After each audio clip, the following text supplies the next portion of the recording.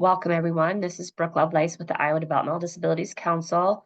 Welcome to our fourth and final series of Taking Charge of Your Healthcare. Today, we're talking about the care that you need.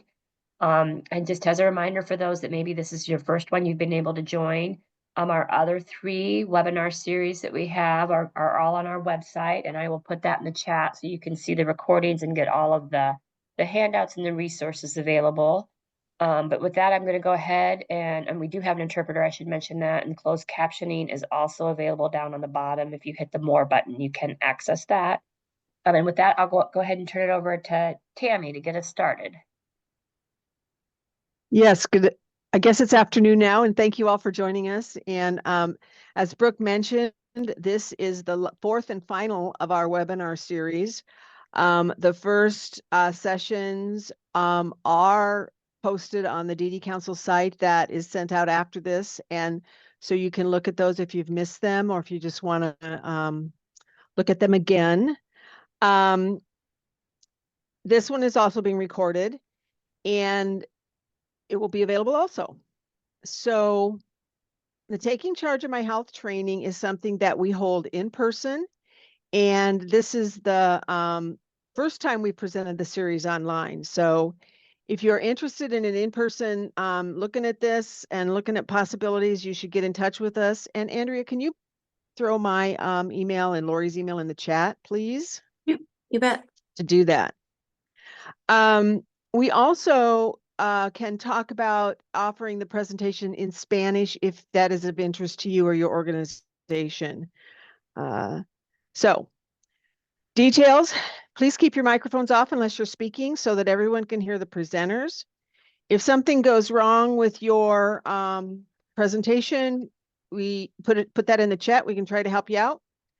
And you're welcome to keep your cameras on or off as you prefer. And if you are looking at this session in a room with other individuals, would you please indicate that in the chat, like, you know, I have 3 people with me or something like that, so we know really what our reach is. And next slide, I think.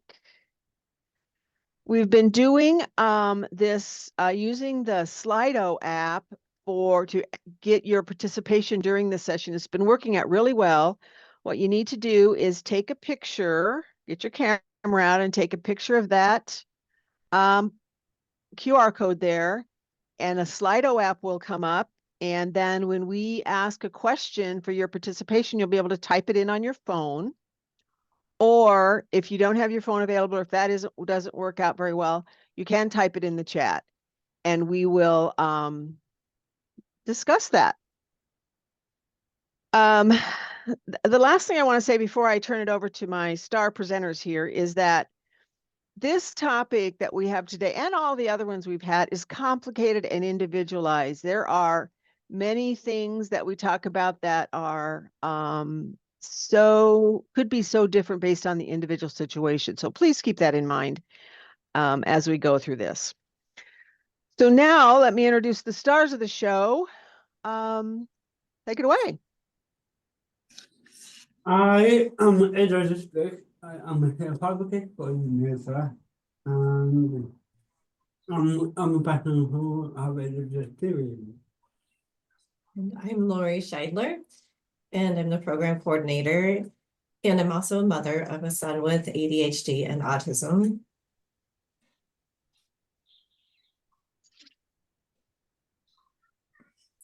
So today we are going to go over a few things such as what is medication, Safety medication safety.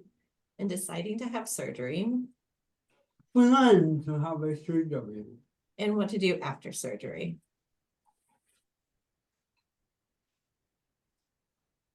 So can I have someone read this from the audiences?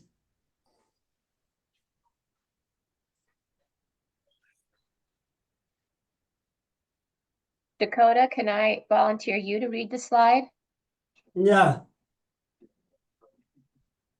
If Dakota's with us? Yes, I can. Medication is another word for medicine. Medication may help you feel better. There are lots of kinds of medication, it's important for the doctor to know what other ones you are taking. Have your medication list with you. You can work with your doctor to find the best medication for you and your health. And then the last one is take the medication at the right time. Yeah, which one of these do you use every day? What medications do I take every day?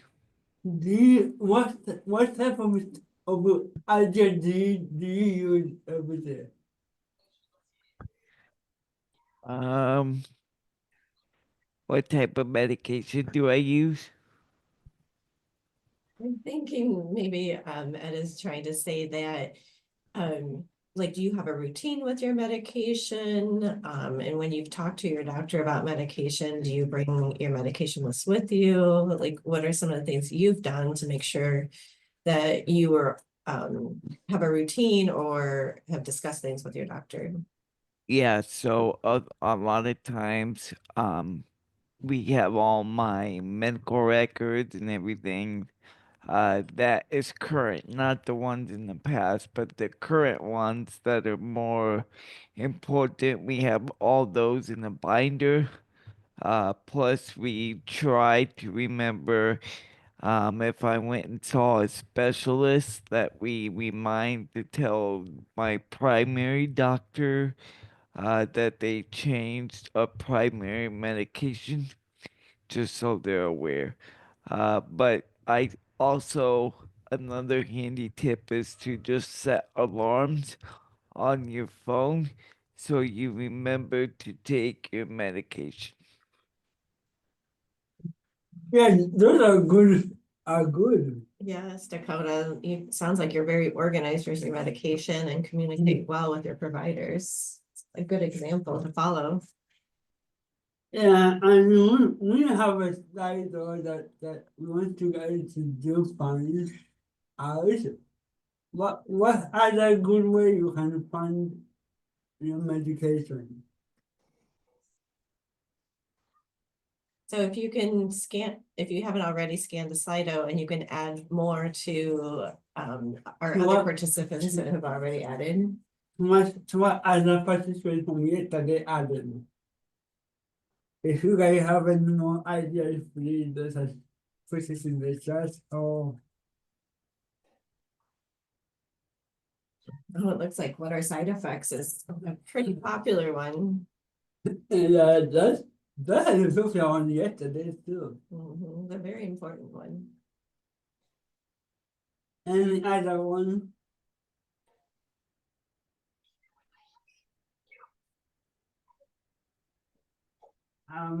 If I should drink, if I should eat with water, push that on down in there. Oh, that's great. And other questions like what time of day, how will the medication help me? So a lot of good questions. Yeah, medication whiskey.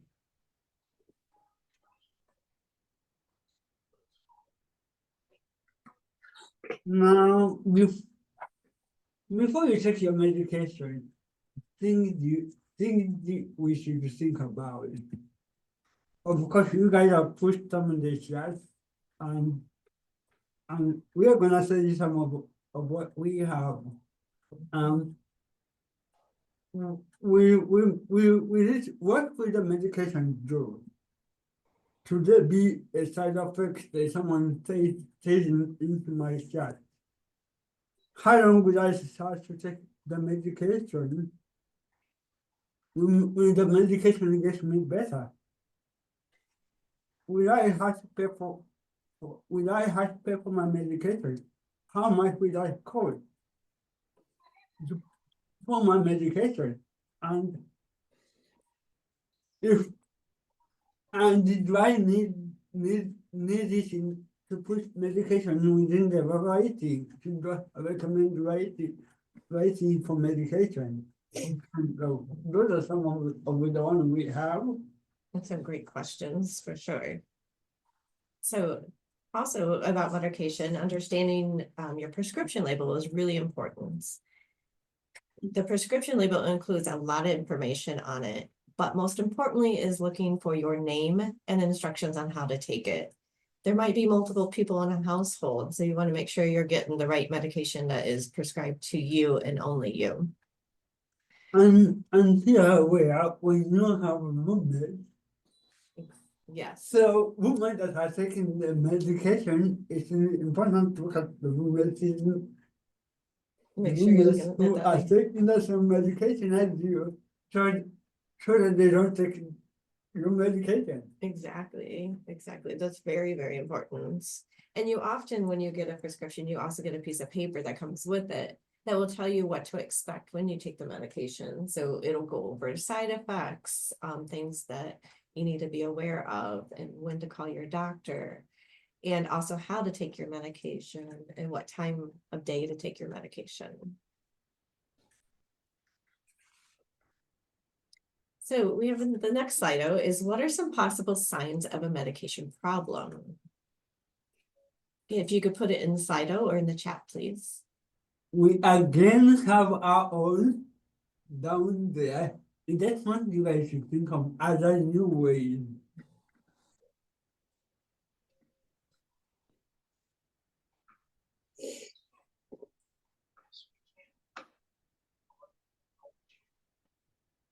The ones we have now are rash and headache.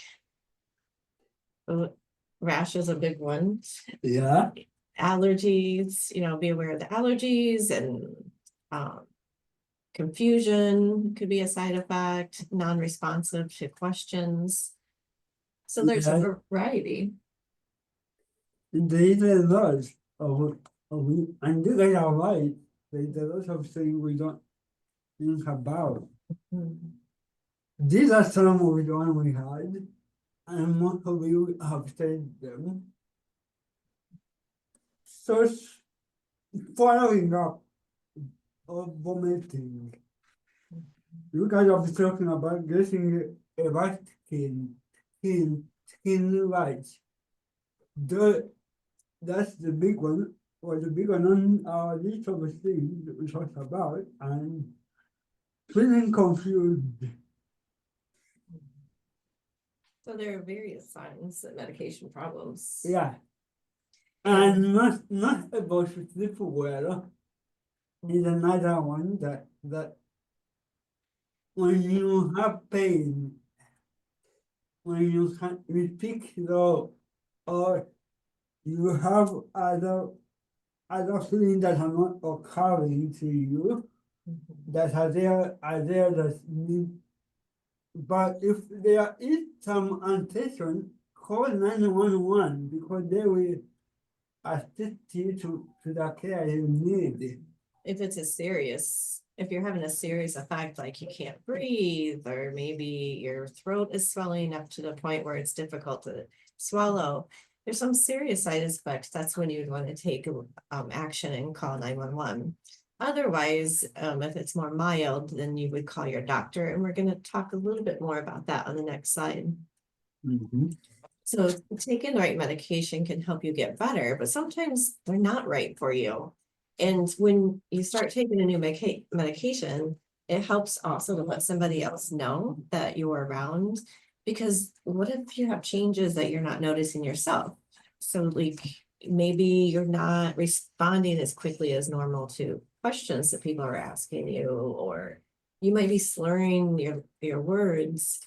So it's really helpful to notify somebody that you trust and that you're around.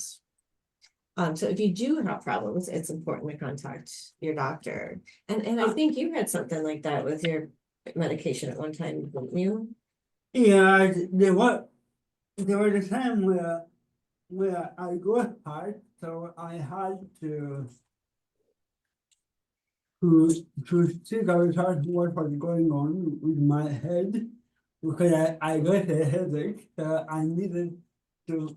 I waited for 2 weeks, and then I went in and they were like, "Oh my, I went in and I went in and they gave me some medication.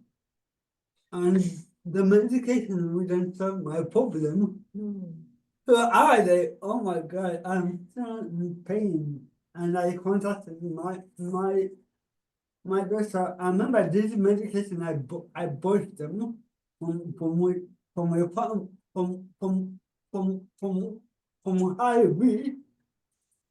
So I ended up taking them and they're not working. So I contacted my doctor and told them that, hey, my medication is not the medication I bought for not working. Can you help me here? And they recommended to other medication that I should take. So I decided I needed to take the other medication other than the one I bought. So Oh, that was an excellent choice to call and find out what you could do. yeah. And that leads us to medication safety. So medications, like we were talking about, have side effects at times, and you want to make sure you're taking the right dose of your medication, taking your medication at the right time. I know one time my son had a medication and he was taking it in the morning and it was making him sleepy. So we also called the doctor when that happened, and they advised him to take it at night. So that resolved that issue. And then do not share your medications with anyone. They're specifically prescribed for you. They're prescribed for your body weight and for your needs. So, and then also knowing the possible side effects and how the medication interacts, because there's some medications that interact with others in a bad way. In fact, like if antibiotics, if you're on birth control and you take antibiotics, that birth control is not going to work. So you might get a little surprised you're not expecting. So it's always good to know what medications you can take, and you need to be in contact with your doctor at all time when you're taking your medication. Yes, and there's also different ways we can store the medication too. Sometimes you store it in a cabinet, sometimes you store it in a refrigerator. Like if somebody's taking insulin, that's a type of medicine that needs to be refrigerated. So making sure that you read those guidelines that the pharmacy gives you. And I think Dakota said this earlier, use an alarm to remind you when to take your medication. And have a person help you to remember if you need to. And then the other thing that's good is to use a medication organizer, especially if you have multiple medications that you take. And you can see a picture that we have there of an organizer. Yeah, like so one of the things I remember when I was taking my medication at the time, I had an organizer, but I forget to take one at the right time. Oh no. So I went back and I read my information, and they told me, don't worry about taking it, take another one on the right time. That was smart to read. As long as you have the information there, you can go back and read and review. Well, that's a really good point too, because you're right. There are some medications, if you miss it, there's specific directions on what you're supposed to do.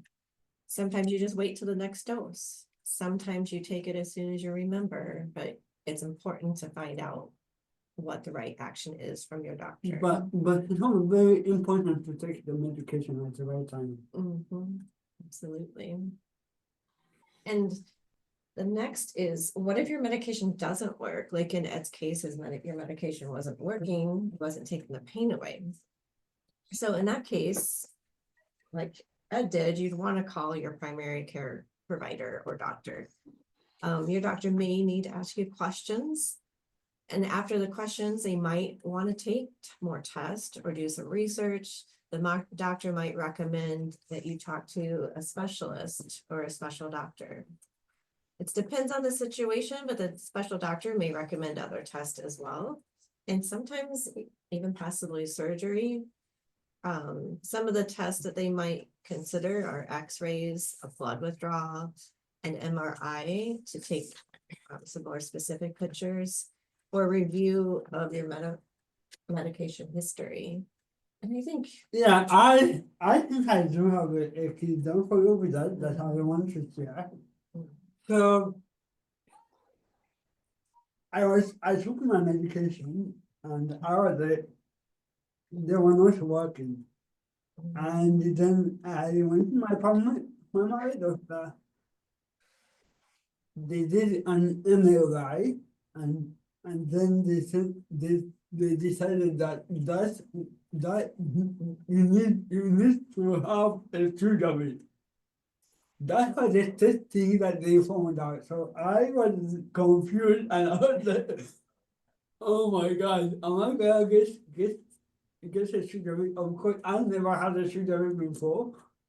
oh, what were they wanting to do surgery on? Like, what did they find that was giving you the headache? I think this was more of my neck.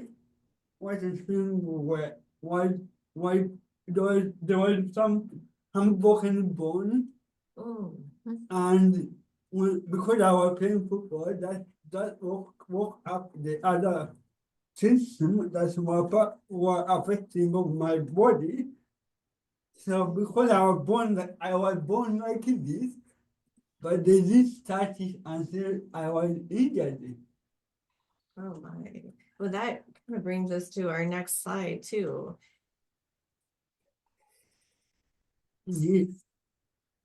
The children for your surgery and Sometimes the medications don't work and you end up in a position like Ed and there's decisions regarding surgery. and again you need to make to decide whether they can do more testing. Which one professional that they connected me to the doctor. I mean, we can do more testing, but I need to have a surgery. So in case I decided to go the other way, I'll be taking more testing. And every surgery is different. So did the primary care provider decide that, or did they send you to a different doctor, or like, how did they figure out what they were gonna do next? They put something in my chest which reminded me that I need to check him with my doctor. I needed to check in with the other provider, so they connected the provider to. They introduced the other providers me, and they set up their own appointment to me, and Okay, they recognized that this time is serious. because they needed a specialist that understood the neck better than what the main doctor did. Yeah, then the main doctor did find what the main doctor found out was different from what the other doctor knew. And the other professional also did their testing. Oh my goodness. So they, So there was a lot of appointments. it sounds like it.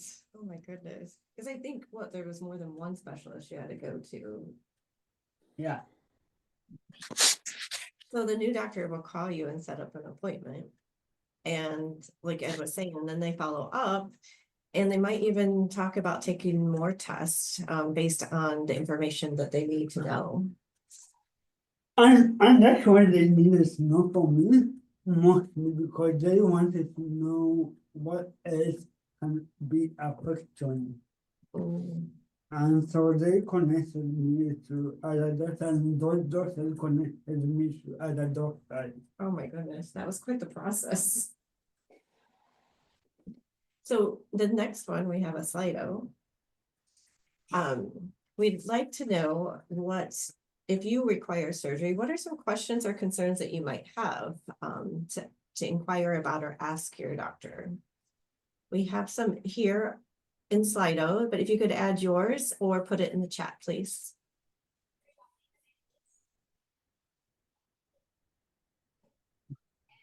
What are some of the ideas you may have? Oh, I see some typing. Question? I have side effects here. What else do we see, Ed? Yeah. Oh, do I need to bring a support person with me? That's a good one. Mhm. Yes, to ask. And how long will it take to recover? Mhm. And what if you don't want to have the surgery? Oh, that's a good one too. If you're trying something else first, will this surgery still be covered? Ooh, that's a good question too. Well, thank you for your input. So this brings us to saying yes or no. Remember, it is your body, and you can say no or yes. And so let's go into some of the decision making. Of course, most of you have said this. But for me, I was looking for really help me have a better quality of life to be able to run again. Mhm. That was my way of when I was thinking about it, would I be able to have the life again I would have? And then I asked also the question, should I bring my dad with me to this appointment? Where am I gonna, how long am I gonna recover? Or what is this gonna take me to get back into doing things that I used to do? Those are some good questions. So those are some of the questions that I the doctor in my experience. Message. So it's important to get good information about the surgery. And here's an example of George who wants to make the best choice for his own health. He asks a lot of questions so he can get as much information about the surgery as he can. When George doesn't understand, he asks again. And he also brought his aunt along with him for the support and so that she could also ask some questions too. It sounds like pretty much what you've done as well to help make your decision. And so the decision, like once you feel sure about your decision, you can tell your doctor, remember, this is your body and you are responsible for making decisions that affect you. And the doctor needs your consent or permission to do anything to your body. Yeah, and in my experiences, I talked with my dad. We went through every detail as the doctor talked to me. And we decided that the best thing was to go for the children's decision, and then the doctor gave me a consent form and recommended me to get blood check and all the stuff where we are going next. Well, I imagine it helped talking it over with your dad Yeah. to make that decision and. And to decide what to do next. And so they'll often have you sign that consent form, or if you have a guardian or under 18 years old, then somebody else might be responsible for signing that form.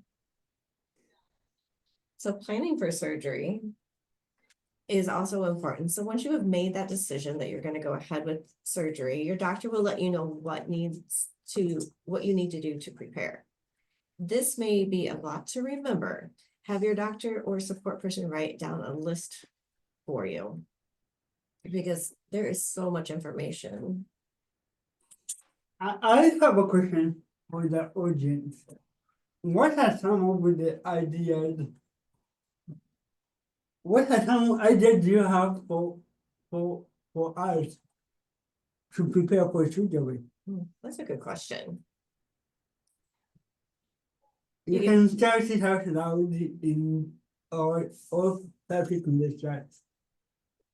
If you want to talk, if you want to shout it out, please unmute yourself and go for it.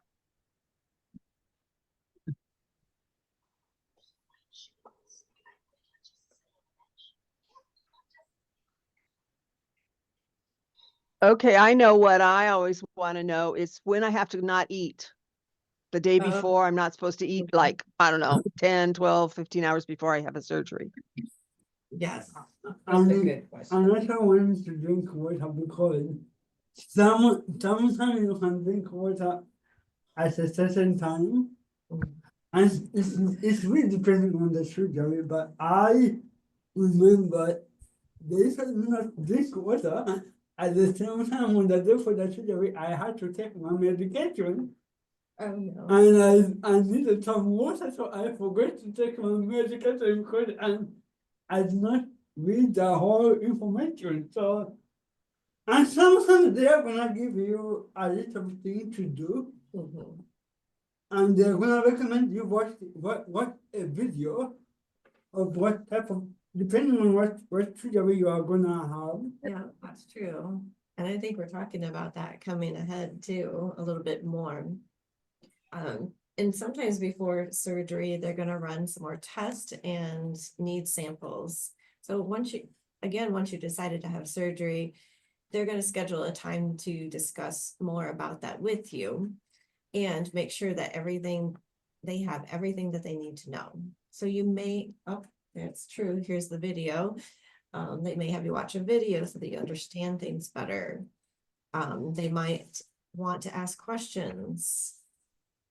And if you have any other question, you can ask the doctor. Mhm. Here we are going now, we are gonna thinking about for, I saw you made a decision that you wanted to have a surgery. They have done with the testing. If you have any additional questions, this is important that you ask those questions. Absolutely. And sometimes I feel like I all the question I need to know at the first day.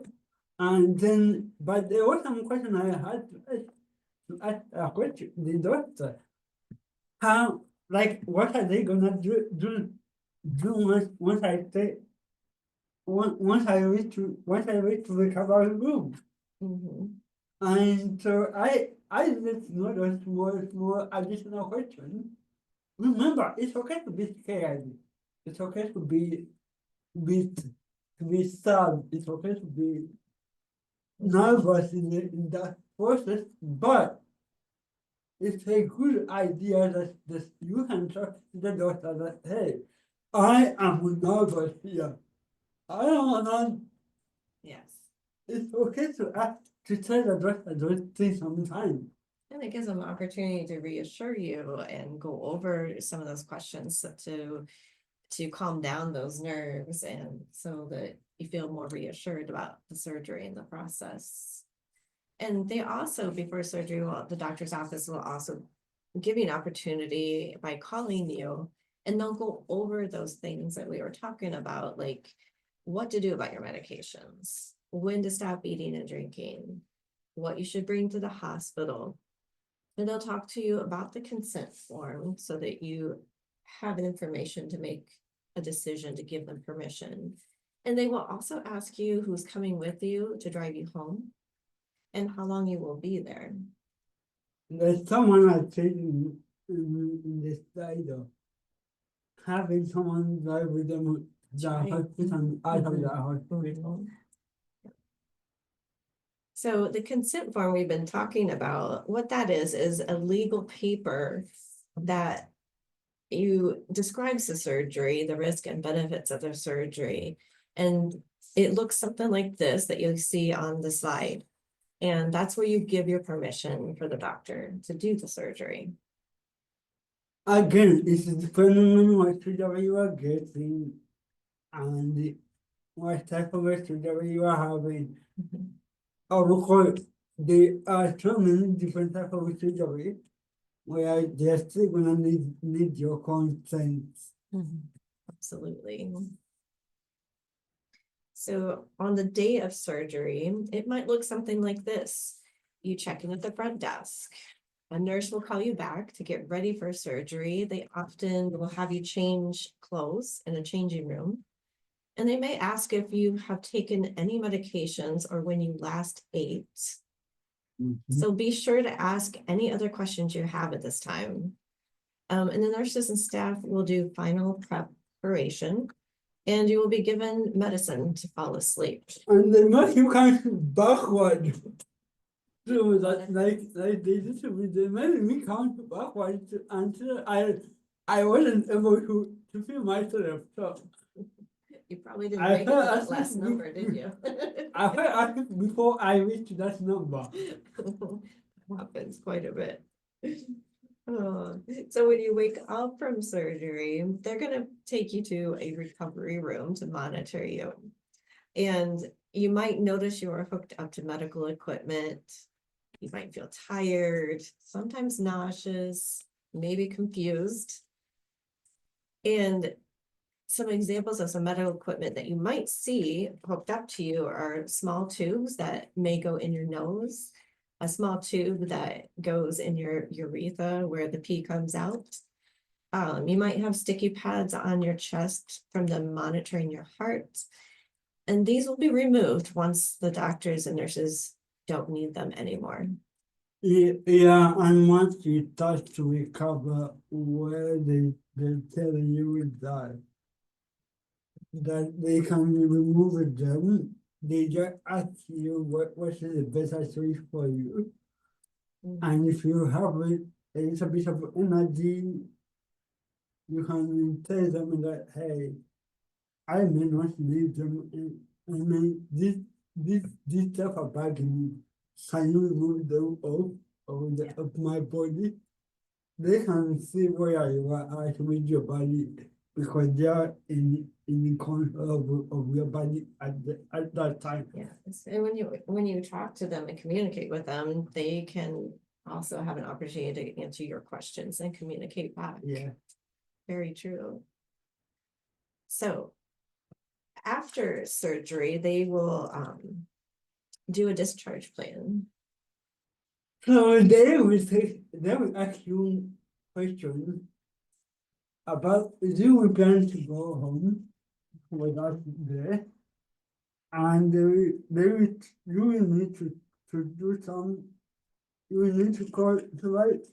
They may call you back for that checkup.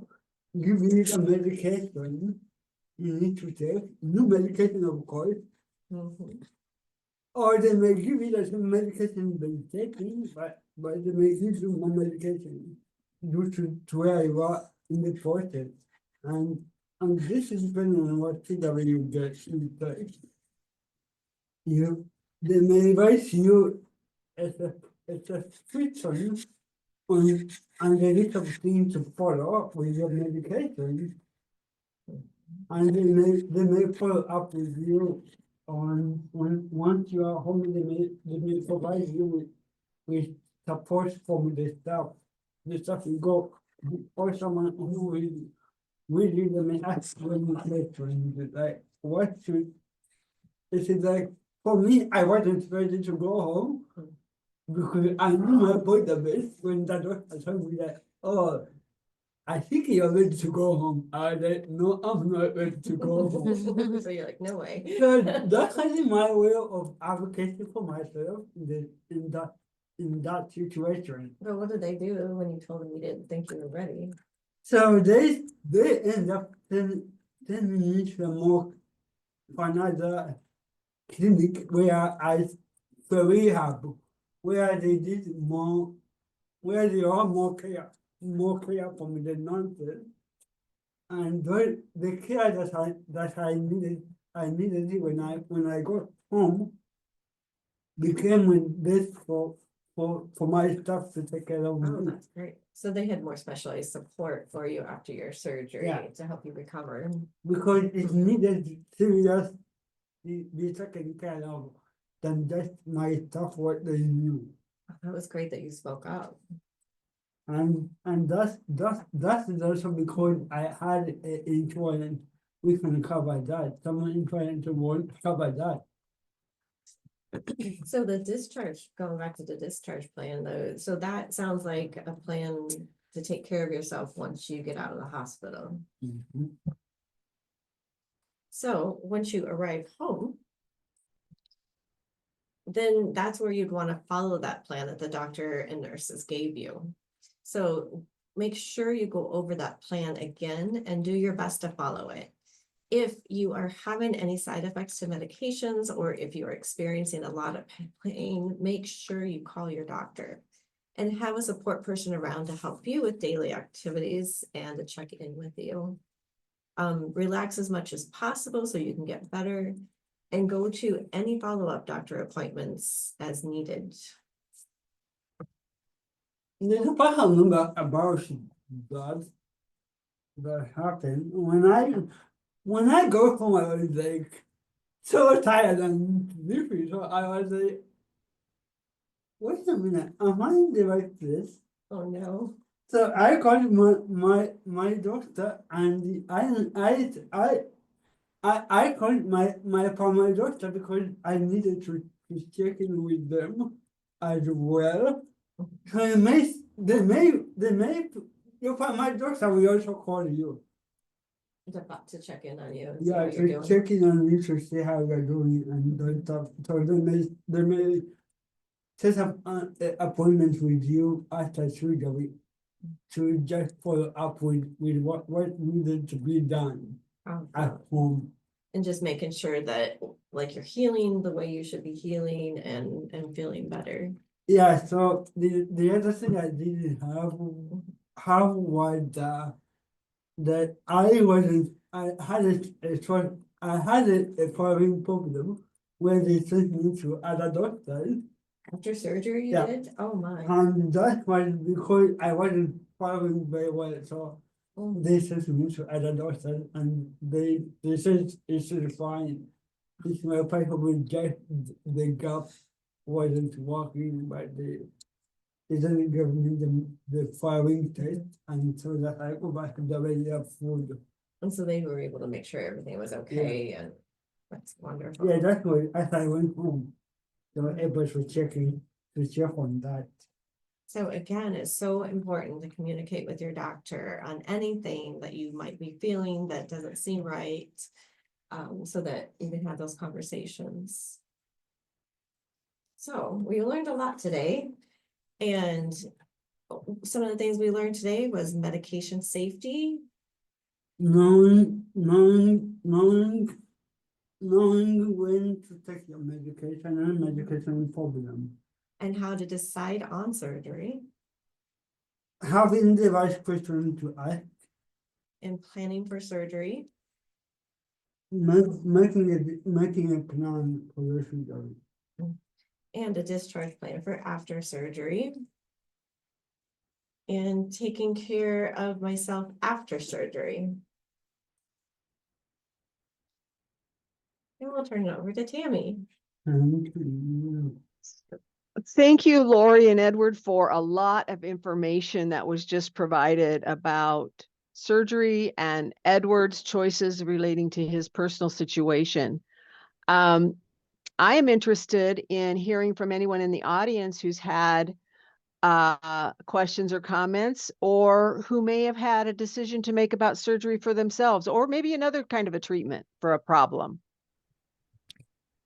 So, for me, I would suggest to people that if you do end up living farther away from the place where you're gonna have surgery, that you ask for the pre-op day to be on the previous day before the surgery, because it makes a long day to do it all in one day, pre-op and surgery. So I would suggest that you plan to go up a day ahead of the surgery to do that. Great idea, Edward or Dakota, and that would be important depending on, where your surgery is going to take place and where you live. Good one. Anyone else? yeah, and that's the more important to talk to your primary doctor about that, in order to help you out with those decision making. Mhm.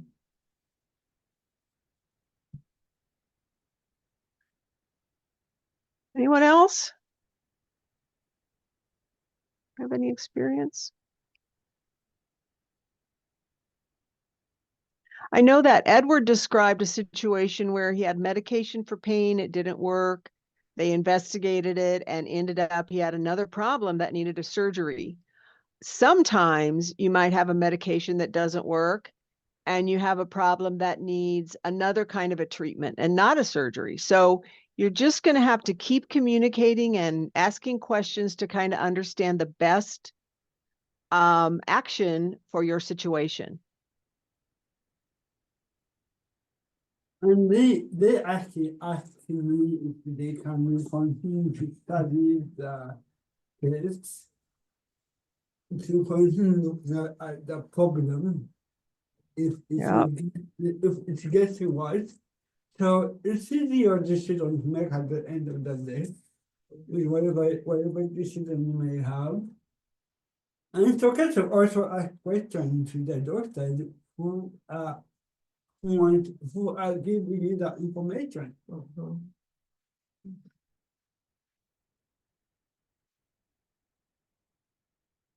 Any other question or comment? Tammy, I think you're muted. Oops. I'm trying to talk into my mute button, so I just wanted to ask any more questions or comments and to thank you for participating for sure.